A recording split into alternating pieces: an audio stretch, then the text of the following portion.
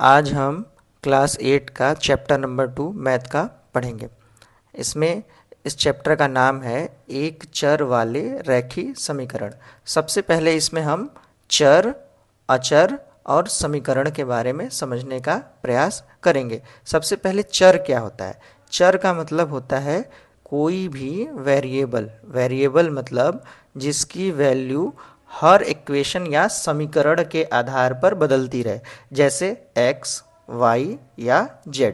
उसी तरह से अचर एक अचर राशि होती है। अचर क्या होता है? Non variable. नॉन वेरिएबल का मतलब जिसकी वैल्यू न बदले, हर समीकरण में उसकी वैल्यू सेम हो। ठीक, समीकरण का क्या मतलब होता है? समीकरण का मतलब होता है कि दो राशियों की आपस में तुलना करना। दो राशियों की आपस में क्या करना? तुलना करना। तो अब इसमें आगे हम लोग ये पढ़ने का प्रयास करेंगे कि कोई भी इक्वेशन को एक चर वाला रैखिक समीकरण कब बोलेंगे। एक चर वाले रैखिक समीकरण को पहचानने के लिए हमको ध्यान ये देना है कि कोई एक इक्वेशन हो या फिर समीकरण हो और उसमें उसका जो चर है, चर की घातें सिर्फ एक हो। जैसे इस वाले में देखिए 5x लिखा हुआ है, कॉमा 2x माइनस 3। 5x में x जो है चर है और उसकी घातें कितना है? 1 है। उसी तरह से दूसरे वाले उदाहरण में 2x माइनस 3, इसमें भी एक चर x है और उसकी घातें कितना है? 1। तो इसका मतलब इस पूरे इक्वेशन या समीकरण को हम क्या बोलेंगे? एक चर वाला रैखिक समीकरण। अब इसके बाद आगे हम लोग एक चर वाले रैखिक समीकरण को इस चैप्टर में हम अपने आप को सीमित करेंगे। एक चर वाले रैखिक समीकरण को कैसे हल किया जाता है।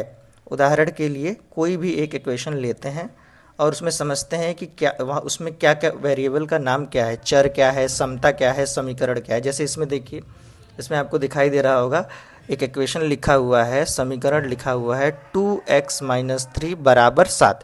इसमें देखिए x जो है इसको हम क्या बोलेंगे? चर बोलेंगे। और ये जो बराबर या इक्वेशन का साइन है इसको बोलते हैं समता।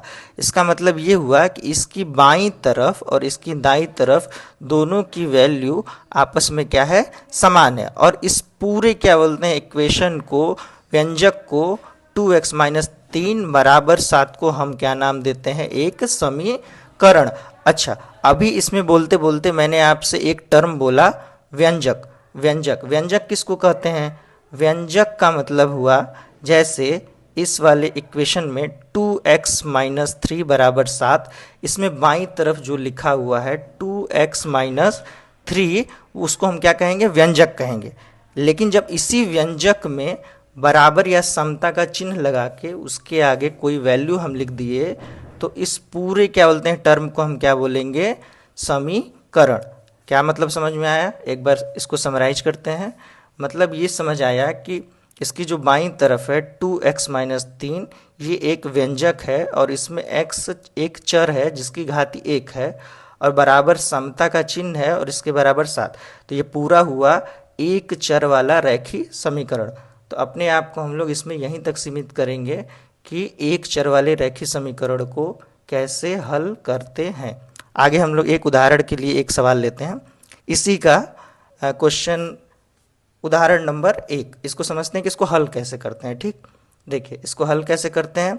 जैसे 2x माइनस 3 बराबर